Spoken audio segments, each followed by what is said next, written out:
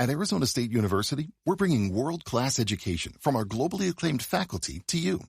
Earn your degree from the nation's most innovative university. Online. That's a degree better. Learn more at asuonline.asu.edu.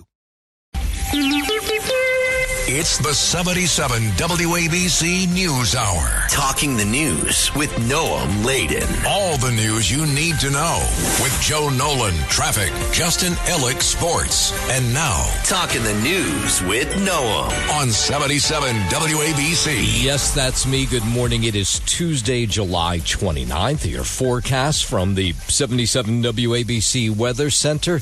Sun and clouds this morning. Chance of thunderstorms this afternoon. Hot and humid all day.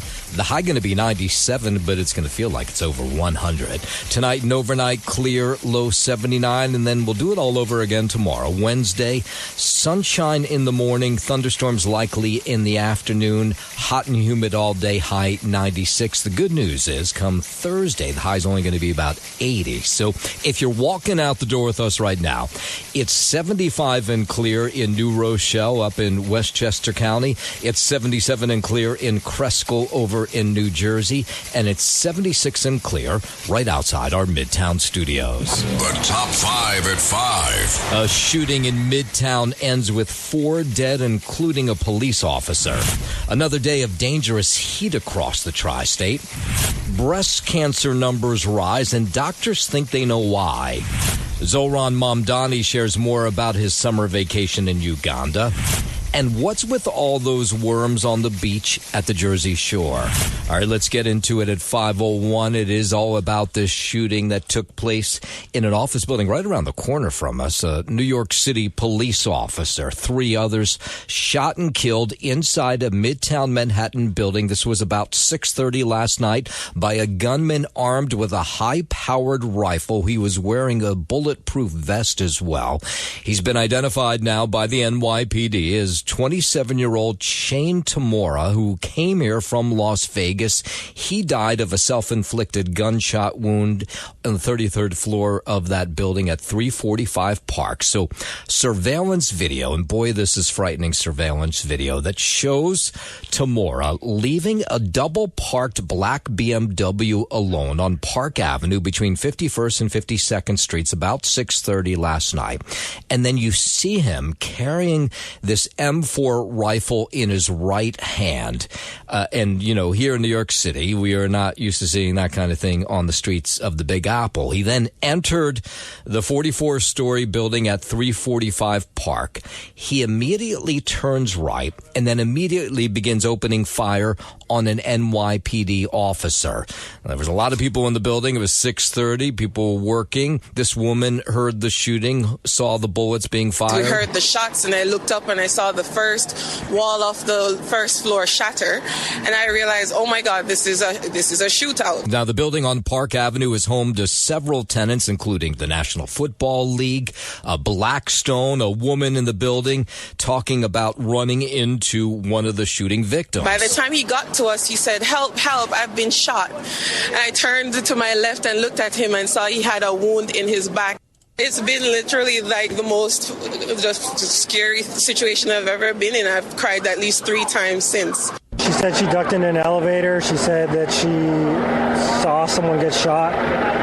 So I don't know where that took place. We heard gunshots, so we just ran. So you can imagine being just not only outside the building, but inside the building, not knowing exactly what was going on. And that was the case for Blackstone employees who barricaded their office door with piles of furniture as the gunman Tamora rampaged through the Midtown building that houses their headquarters. So you can watch on as these workers in business attire were stacking dozens of gray couches up against their office door, waiting and hoping that nothing would happen. And thankfully, that was the case for them. Here was some of those workers talking to the New York Post last night. We heard all the commotion going on outside, and then we saw about 50 SWAT team members go inside the building. And describe the commotion. It felt like a war scene. And was it screaming? What was it? No screaming, no. And what first drew your attention that something was going on? We just heard all the helicopters and the cop cars. And did you hear any gunshots? No, we didn't hear any gunshots, no. No. And how did you get out? We stood in the building for 45 minutes and then just walked out the front door. So those are some of those eyewitness accounts. Now, a few hours later, a little bit later last night, Mayor Adams, Police Commissioner Jessica Tisch, laying out what took place around 6:30 last night. We lost 4 souls to another senseless act of gun violence. So the gunman, Shane Tamora, traveling cross-country before arriving in the city, has a history of mental health issues. He died from that apparent self-inflicted gunshot wound. Jessica Tisch, the police commissioner, says the gunman's car contained a rifle, rounds, a loaded revolver, ammunition, and magazine. At this time, 4 of the 5 victims are deceased, including our NYPD cop. According to our law enforcement partners in Las Vegas, Mr. Tamora has a documented mental health history. His motives are still under investigation, and we are working to understand why he targeted this particular location. The building's security camera footage shows the shooter enter the lobby, turn right, and immediately open fire on an NYPD officer. He then shoots a woman who took cover behind a pillar and proceeds through the lobby, spraying it with gunfire. Now, we do know who the police officer was. Mayor Adams announcing that it was Didarul Islam. Here he describes the police officer. Doing what he does best, and all members of the police department carry out. He was saving lives. He was protecting New Yorkers. He's an immigrant from Bangladesh. And he loved this city, and everyone we spoke with stated he was a person of faith and a person that believed in God and believed in living out the life of a godly person. He embodies what this city is all about. He's a true blue New Yorker, not only in the uniform he wore, but in his spirit and energy of loving this city. 36-year-old father of 2, expecting a 3rd child. Here's Police Commissioner Tisch. Officer Islam was married with 2 young boys, and his wife is pregnant with their 3rd child. He's assigned to the 4-7 precinct in the Bronx. He was doing the job that we asked him to do.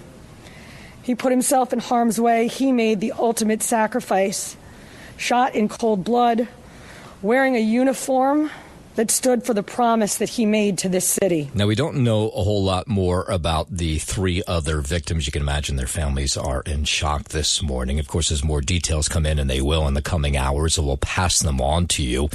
WABC News Time 509 talking about this awful shooting in Midtown that took place 6:30 last night. 4 dead, including a police officer, 36-year-old police officer, Didarul Islam.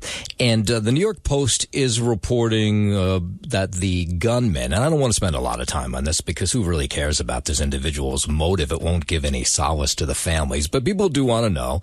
So his name's Shane Tamora. And apparently the New York Post says he had a note. He was carrying a note that offered clues into the possible motives for the shooting in Midtown. He cited the NFL in his writings. Now, the NFL was in this building at 345 Park. They have offices there. In the note, which apparently several pages long, Tamora blames football for his apparent struggle with the disease, traumatic, CTE is what it is. I mean, sure, you've heard about CTE. Tamora fatally shot himself in the chest, also asked that his brain be studied, apparently, according to this note. Again, this is what the New York Post is reporting. The NFL has offices on 3 different floors in Park Avenue. This is where their headquarters are. He shot himself on the 33rd floor, which is not where the NFL is. But Roger Goodell, who is the commissioner of the NFL, did put out a couple of messages to his workers. One of them includes that there is a 5th person that was shot, and they're saying that he's in critical condition, seriously injured in the shooting, and the NFL, of course, is wishing him well. What we also know about this gunman is apparently he was a security guard at a Las Vegas casino, but back in his high school days in California, he was described as a standout football player. That there's no sense or no sign that he played NFL football.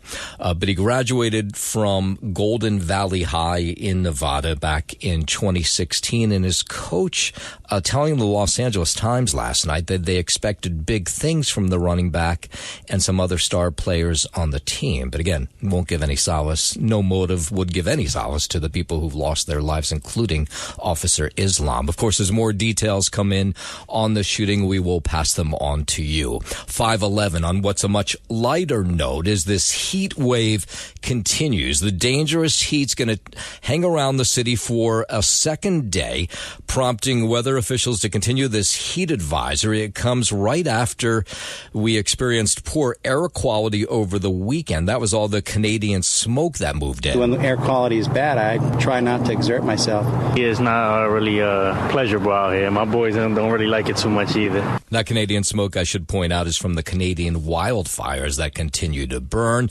Temperatures expected to reach really close to 100 here in the city, which will mean it'll feel over 100 middle of the day. Now, there could be thunderstorms that roll in that break it up just a little bit. Pools have been extended. Public pool hours have been extended so people can cool off. If you're pool ready, if you're just in your bathing suit and towel, you can go in without the line. So it's a great way to beat the heat. Yeah, and a lot of people are taking advantage of those extra hours last night. Hundreds of cooling centers will be back open again today. That includes senior centers, libraries, museums. If you just need a place to cool off, head over to one of them. It's busier here than it normally is at this hour.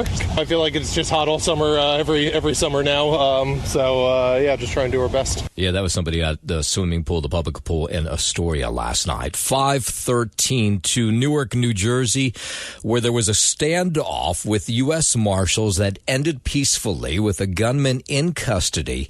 And new details emerging about the fact that this guy, who authorities were trying to pick up, tried to use his baby as a shield to stop police from coming towards him. And now police say this man was holding a baby as he barricaded himself inside a house on Irvine Turner Boulevard for about 5 hours yesterday. U.S. Marshals had showed up around 11 a.m. to arrest him, and that's when he used this child to stop them from coming in. Now, we're hearing conflicting reports, but the mayor saying this morning, Ross Baraka, that he did fire off shots at these U.S. Marshals. Thank God he did not hit any of them. We have the child, so the child is not in danger, thank God. I don't know what he was trying to do or what it was about. Yeah, that's Mayor Ross Baraka. The alleged shooter is in custody. Nobody was hurt. That baby's okay. We like stories that end that way. 5:14 out to Michigan. The man cuffed in a stabbing spree over the weekend at a Michigan Walmart, making a brief court appearance yesterday. In his arraignment, Bradford Gilly told the court that he was penniless. And do you have any money in a checking account or savings account? Any cash on hand? Not to give you.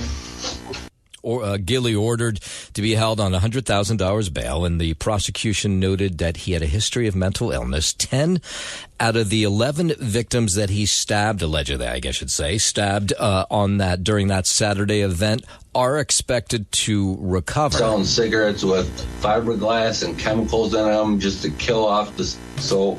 I'm going to mute you for right now because I need to let you know what my decision is with regard to bond. All right, there's a lot of babbling on his part that did not make a whole lot of sense. Some people, by the way, in the parking lot of that Walmart were truly heroes on Saturday. A cell phone video shows one man pointing a gun at Gilly to get him to drop the knife. This is after he had done his stabbing spree.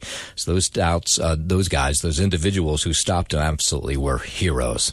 In a moment, we're going to hear from the president, who continues to be dogged by this Jeffrey Epstein files story. We'll get the latest from him on that. But first, 5:15, let's head over to this 77 WABC Sports Desk.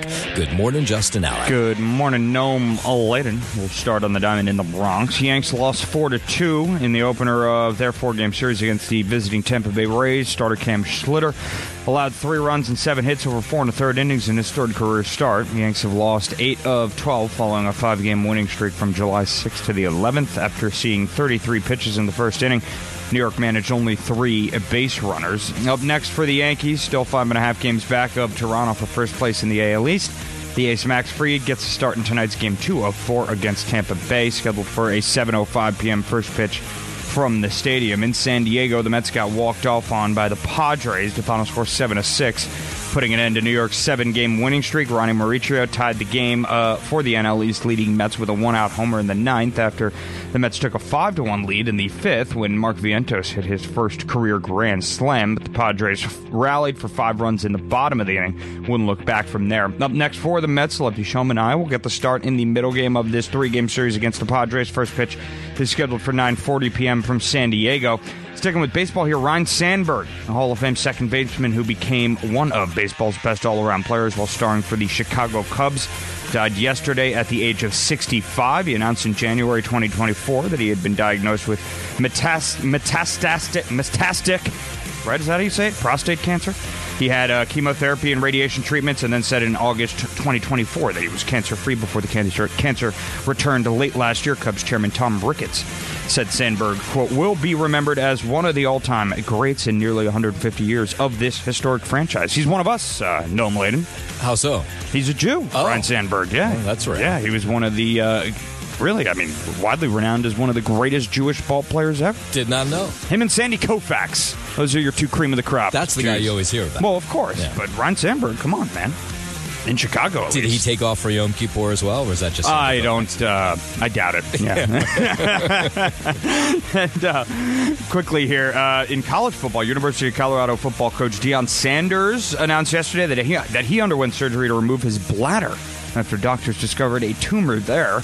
Sanders said that since the surgery, there have been no traces of cancer, that he will continue to coach this season. That was a pretty serious press conference he held yesterday, though, Dion. That's your sports. Noam Laden, and I'm Justin Ellick on 77 WABC. WABC News Time 5:19. President Trump says he doesn't really want to talk about the Jeffrey Epstein files anymore. He was in Scotland yesterday, where he says the Epstein controversy is a hoax, and he's tired of the questions. Those files were run by these people. They were run by my enemy. If there was anything in there, they would have used them for the election. The president told reporters that he turned down an invitation to Epstein's infamous private island, and he again denied a report by the Wall Street Journal that he sent a birthday greeting to Epstein that included a drawing of a nude woman. I never had the privilege of going to his island, and I did turn it down, but a lot of people in Palm Beach were invited to his island. In one of my very good moments, I turned it down. I didn't want to go to his island. He stole people that worked for me. I said, don't ever do that again. He did it again. And I threw him out of the place, persona non grata.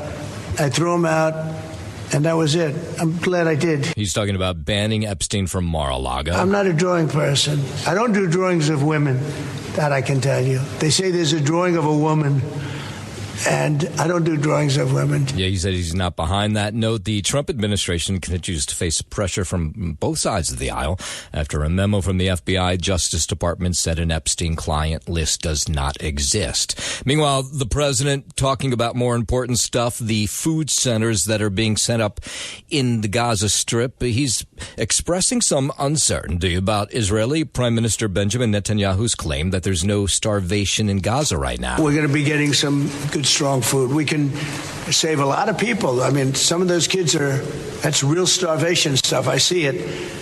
And you can't fake that. Yeah, he went on to say that people in Gaza have to get food in safety right now. This conversation, these questions were as he was meeting with the UK Prime Minister Starmer. We'll be helping with the food. You know, we have a lot of access to food. We got a lot of food ourselves. And we're going to bring it over there. We're also going to make sure that they don't have barriers stopping people. We're going to set up food centers, and we're going to do it in conjunction with some very good people, and we're going to supply funds. And we just took in trillions of dollars. You've seen the areas where they actually have food, and the people are screaming for the food in there. They're 35, 40 yards away. And they won't let them because they have lines that are set up. Yeah, Israel did start a tactical pause of its military activities in Gaza so that aid can reach hungry Palestinians. Here's South Carolina Republican Senator Lindsey Graham. Humanitarian quarters are now going to be open. Israel's going to work with the UN, the World Food Program, to get some food into these people who need it. I think Israel's come to conclude that they can't achieve a goal of ending the war with Hamas that would be satisfactory to the safety of Israel. And if they're going to do in Gaza what we did in Tokyo and Berlin, take the place by force, then start over again, presenting a better future for the Palestinians, hopefully having the Arabs take over the West Bank and Gaza. Now, while we're overseas, President Trump says he's giving Russia less time to reach a ceasefire with Ukraine. I'm going to make a new deadline of about 10 or 12 days from today. The president saying yesterday that he continues to be disappointed in President Putin, that they can't come to some sort of agreement. So the president had given Russia a 50-day deadline to reach a deal with Ukraine or face some consequences. There's no reason in waiting. It's 50 days. I want to be generous, but we just don't see any progress being made. Yeah, that peace deal between Ukraine and Russia has been tough to come by. 523. 2 Senate Republicans want a special counsel now to investigate former President Obama over his administration's assessments of Russian interference in the 2016 election. Senators say the investigation is based on newly declassified documents. We found something we didn't know before. At the end of the day, I'm not calling for a prosecution against President Obama for treason, but I am calling for an investigation. Texas Senator John Cornyn says he believes Russia tried to interfere with the election, but that no collusion took place between the Kremlin and the Trump campaign. What role did Obama play in 2016 to change the narrative that resulted in 2017? I'm not alleging he committed treason, but I am saying it bothers me. It's disturbing. Yeah, that's Senator Lindsey Graham. 524. California, nearly 24 other states suing the U.S. Department of Agriculture over its demand for personal information from people applying for food assistance or SNAP.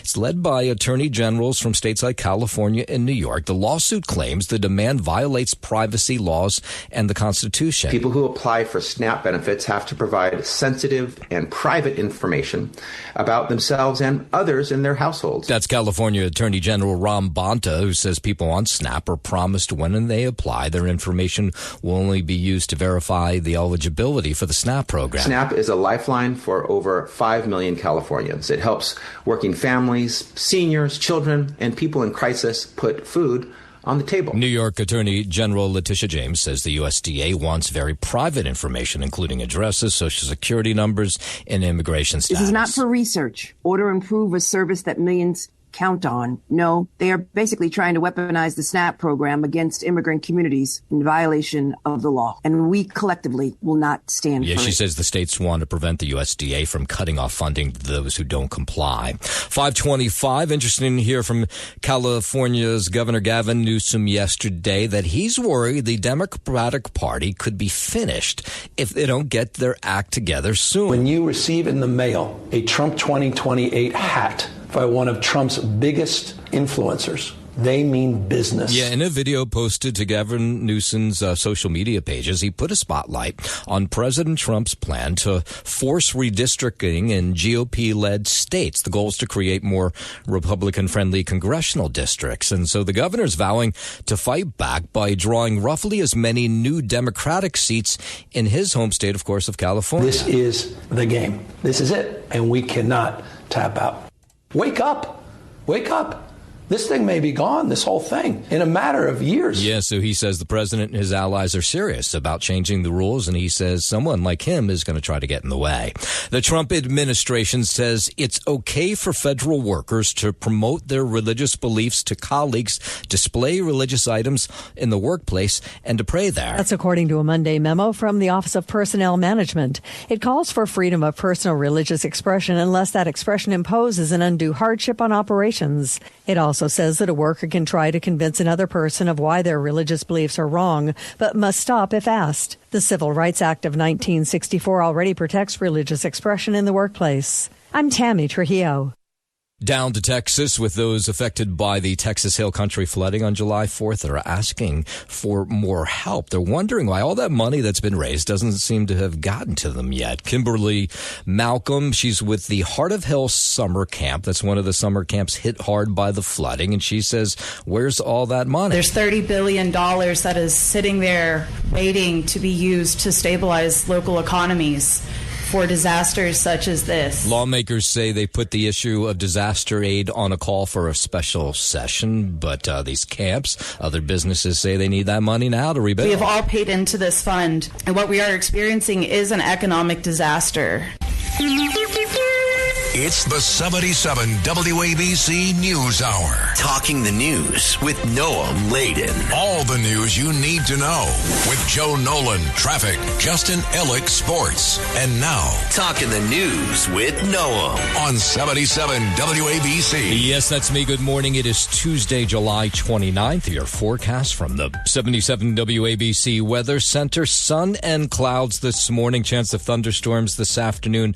Hot and humid all day. The high going to be 97. Tonight and overnight, clear, low 79, and then we'll do it all over again tomorrow. Sunshine in the morning, thunderstorms likely in the afternoon, hot and humid. The high will be 96. The good news is Wednesday night into Thursday, this heat wave will break, and it'll be much nicer on Thursday and Friday. If you are walking out the door with us right now, so happy you are. It's 75 and clear in New Rochelle up in Westchester County, 77 and clear in Cresco over in New Jersey, and it's 76 and clear right outside our Midtown studios. WABC News Time 5:39. Let's give you the latest on what we know about this shooting that took place right near our offices in Midtown Manhattan about 6:30 last night. A police officer, 3 others killed by a gunman with a high-powered rifle. He's now been identified as 27-year-old Shane Tamora. He came here from Las Vegas. Surveillance video, and it's frightening video to watch, shows Tamora leaving a double-parked black BMW alone on Park Avenue between 51st and 52nd Street. This was, again, about 6:30 last night. He gets out of the car. He's carrying an M4 rifle in his right hand. He then enters the 44-story building at 345 Park. He turns right, and he immediately begins opening fire. And the first person he shoots and kills is an NYPD officer. Now, people in the building heard the gunfire. People outside heard the gunfire. We heard the shots, and I looked up, and I saw the first wall of the first floor shatter. And I realized, oh, my God, this is a shootout. This woman saw one of the victims. By the time he got to us, he said, help, help, I've been shot. And I turned to my left and looked at him and saw he had a wound in his back. It's been literally like the most just scary situation I've ever been in. I've cried at least 3 times since. She said she ducked in an elevator. She said that she saw someone get shot. So I don't know where that took place. We heard gunshots, so we just ran.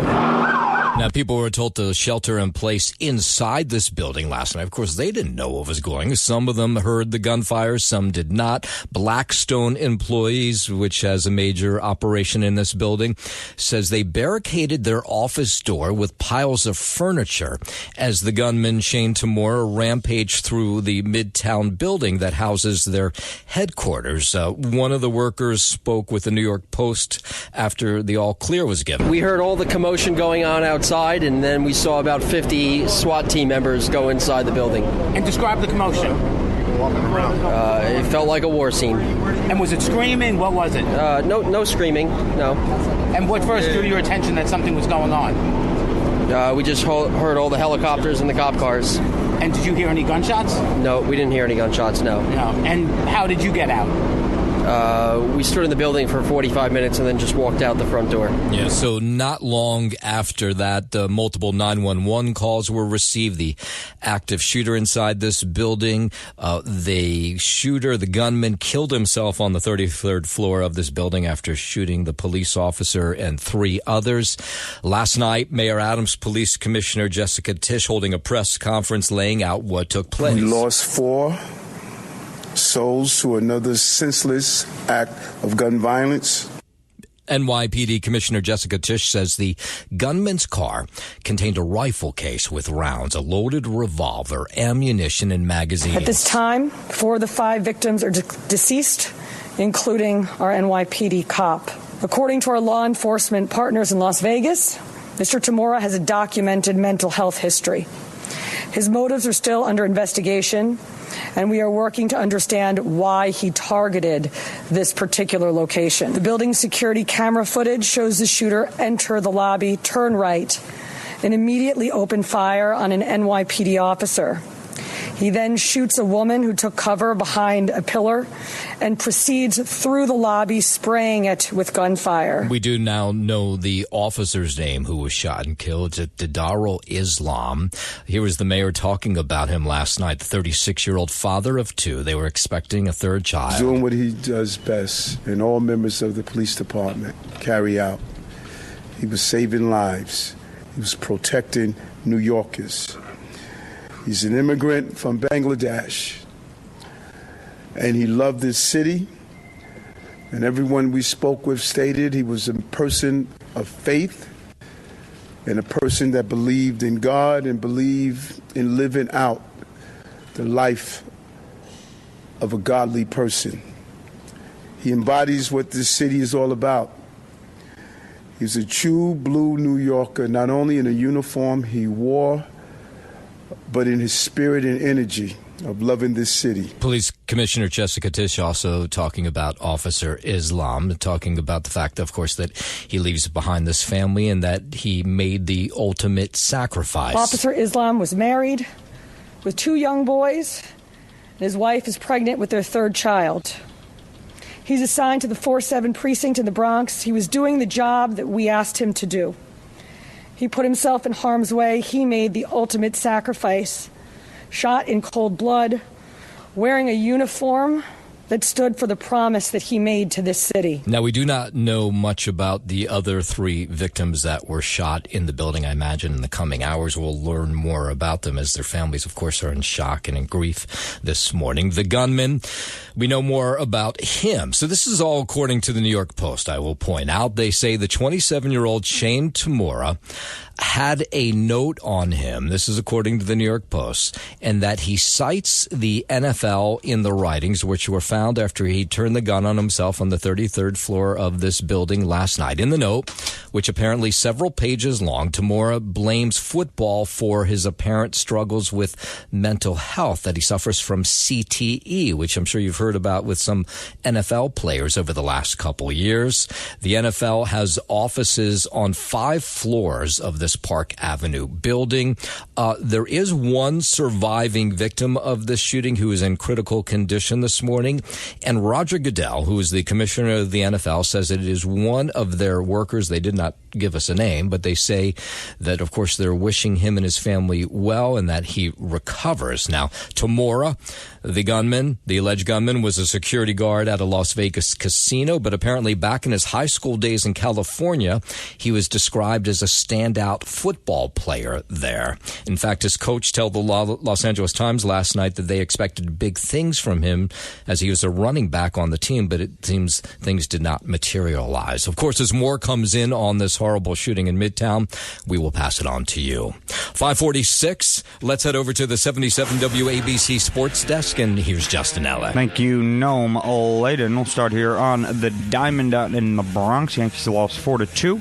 In the opener of their 4-game series against visiting Tampa Bay Rays, starter Cam Schlittler allowed 3 runs and 7 hits over 4 1/3 innings in his third career start. The Yankees have lost 8 of 12 following a 5-game winning streak from July 6th to the 11th. After seeing 33 pitches in the first inning, New York managed only 3 base runners. Up next for the Yanks, still 5.5 games back of Toronto for first place in the AL East. The ace Max Fried gets a start in tonight's Game 2 of 4 against Tampa Bay, scheduled for a 7:05 p.m. first pitch from the stadium. In San Diego, the Mets got walked off on by the Padres. The final score 7-6, putting an end to New York's 7-game winning streak. Ronnie Mauricio tied the game for the NL East leading Mets with a 1-out homer in the 9th after the Mets took a 5-1 lead in the 5th when Mark Vientos hit his first career grand slam. The Padres rallied for 5 runs in the bottom of that inning and wouldn't look back from there. Up next for the Mets, the lefty Sean Manaea will get the start in the middle game of this 3-game series against the Padres. First pitch is scheduled for 9:40 p.m. from San Diego. Ryne Sandberg, a Hall of Fame second baseman who became one of baseball's best all-around players while starring for the Chicago Cubs, died yesterday at the age of 65. He announced in January of 2024 that he had been diagnosed with prostate cancer. He had chemotherapy and radiation treatments, and then said in August of 2024 that he was cancer-free before the cancer returned late last year.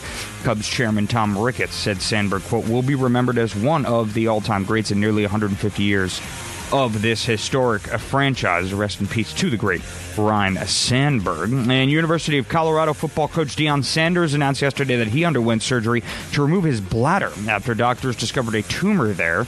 Sanders said that since the surgery, there have been no traces of cancer, and that he will continue to coach this season. That is your Sports Gnome, and I'm Justin Alec on 77 WABC. WABC News Time 5:50. The heat and humidity continues to be a story. This is day 2, and of course, it's all about keeping the power on for Con Ed as the grid gets it's tight. It gets struggles to keep the power, the juice flowing across the city. So far, so good. No major outages. We'll keep our fingers crossed that continues to be the case. And then it's just cooling people off. Cooling centers back open today. Libraries, senior centers, museums, all good places to cool off if you don't have AC. Commuters, of course, battling the heat as well. On the one line, we were getting reports of subway cars that had no AC yesterday. And of course, it's miserable enough to wait down in one of those tunnels where it's impossible to cool off. But then, of course, you have euphoria usually when you step into one of those subway cars, but that wasn't the case for some riders yesterday. Honestly, sometimes I'll avoid commuting during the daytime if I don't have to. So unless it's something that I absolutely have to do, like work or school, I won't take the train until the sun has gone down. Yeah, and the MTA telling us yesterday that they have been conducting frequent checks of the air conditioning on subway cars, and they say the average temperature has been 72.5 degrees, which is nice and cool if you're getting onto a subway car. And we were hearing yesterday, because it's been an incredibly hot summer, that everybody's been taxed by this in some sort of way. And that includes, of course, people who service your air conditioning.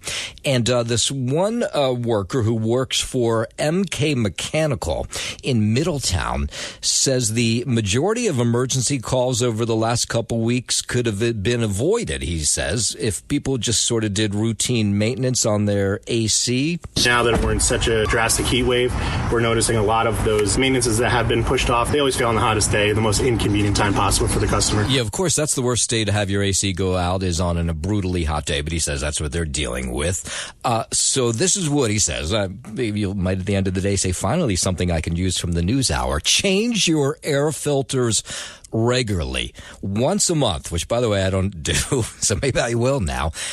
He says dirty air filters restrict airflow, and they can make your system work harder and then finally just knock out. Changing the filter out is probably one of the more important things you could do. If your filter's a little too plugged up, it's kind of like trying to run a marathon through a gas mask. Okay, so he was saying you should keep your AC at 76 degrees to balance comfort and efficiency. But my guess is most of you have it much lower than that this morning. It's always maintenance related. It's going to be on aging systems that haven't had maintenance in a couple years. I kind of recommend that, we would come out and take a look at it instead of a customer doing it on their own, just because there's a lot of dangerous parts moving in here. Yeah, I can't imagine trying to service my own AC. That just sounds completely dangerous. 5:53 out to Newark, where a man with a gun taken into custody after what was a really tense standoff with law enforcement that involved a baby yesterday. It happened on Irvine Turner Boulevard. This was about 11 a.m. This guy barricaded himself inside of his home, and officials say at one point shots were fired from inside the house at law enforcement. Thank God he missed.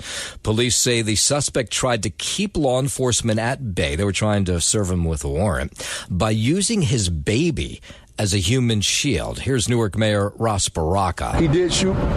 Shots were fired at the police by this individual. By God's grace, nobody was injured, nobody was hurt, nobody was hit. This is what they told us. The gunman was wanted out of Hillside on a charge of attempted murder. Law enforcement say the man was eventually taken into custody. This was about 3 o'clock yesterday. Thank God the baby involved, unharmed, taken away from him. I can't speculate what was in his mind. I do know he did have a baby. I know the police retrieved the baby from his custody. We have the child, so the child is not in danger, thank God. I don't know what he was trying to do or what it was about. I do know he had a child with him, and the police safely removed the child from his care. Yeah, so we like stories that end that way. Neighbors were of a sigh of relief for them, as surrounding streets were shut down for a bunch of hours, and homes nearby were evacuated as well to keep people safe. New York City's Democratic mayoral candidate celebrating getting married while he's in Uganda. Well, it's not Here Comes the Bride. The happy couple went way over there to celebrate in Zohran Mamdani's native Uganda. A lavish 3-day bash. Mamdani, who's 33, met his bride, 27-year-old Rama Duwaji, on dating app Hinge. They wed in February. Now the party at a secluded compound outside the capital city of Kampala, owned by Mamdani's wealthy parents. The New York Post reports there were armed guards and cell jamming devices set up there. James Flippin for 77 WABC News. Cell jamming devices. I guess they didn't want any pictures of this thing getting out. 5:55 on a picture-perfect beach day in Wildwood, New Jersey.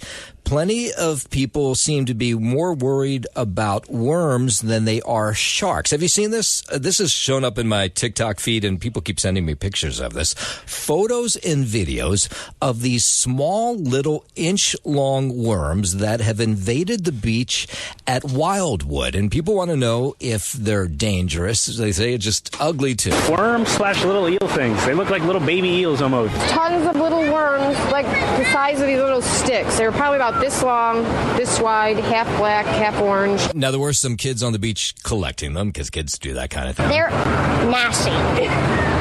They're weird. Okay, so what are these worms? Everybody keeps asking this question since they started showing up about a month ago. Christine Thompson is an associate professor of marine science at Stockton University, and she says these worms are likely what are called clam worms, or cinder worms, sometimes they're called. They're marine polychaetes. They're related to earthworms, so that's like the terrestrial version. And she says there's nothing bizarre about them being out right now. She says the fact that they're out in large numbers suggests they're likely doing one thing. When it is time for them to spawn or mate, that's when they start swimming, and they have this particular behavior where they start swimming around, and that's how they breed. All right, so that's the answer to your worms question. She says they're relatively harmless. When she says relatively, there have been a few anecdotal accounts of people being bit by these 1-inch long worms, but apparently didn't do any damage. It just hurt. So there you go. Now you know if this shows up in your TikTok feed or Instagram Reels or whatever it is, you can tell people, I know what these worms are all about. 5:57, traffic, transit on the 7s. Here's Joe Nolan. Well, let's hope they stay down in Wildwood and don't migrate any further north than that. You haven't seen them by the beach by you. No, stay away from me. Thanks for listening to the News Hour with Noam Laden. You can hear the News Hour with Noam Laden weekday mornings at 5 on 77 WABC. If you like the podcast, share it with your friends and listen anytime at WABCRadio.com and download the WABC Radio app. Hit that subscribe button on all major podcast platforms. Plus, follow WABC on social on Instagram, TikTok, Facebook, and X. See you next time for a new episode so you never have to wonder. What the heck is going on here?